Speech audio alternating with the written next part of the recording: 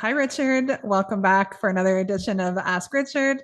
I'm happy to be here with you. So today we have a question from Philip, and Philip says, what are the main things we need to let go of when it comes to solving a problem that we struggle with in our lives?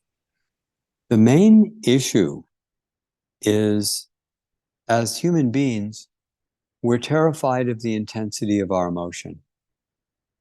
And what happens is that it's socially unacceptable to feel that strongly, or we have judgments about it. And by willing to go into the depths of the hurt, anger, shame, and guilt, and to release it completely, we can release that problem.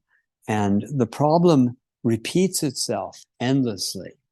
We recycle it over and over again until we're willing to go through it and come out the other side.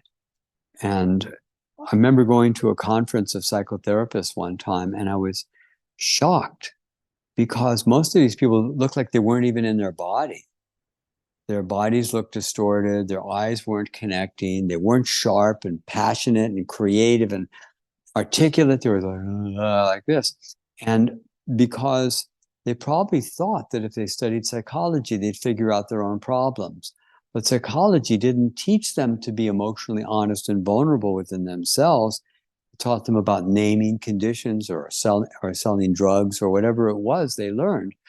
But they didn't learn about intense, honest self-vulnerability. And that's what it takes to get over a problem. It takes self-honesty, integrity, responsibility, and trust. And by the way, those four qualities are the foundation of internally based self-esteem.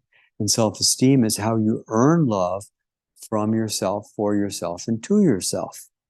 So by having that honesty, integrity, self-responsibility, and trust, you can really grow and progress in your life. But until then, you can look for outside validation, which will never substitute for internally based self-esteem.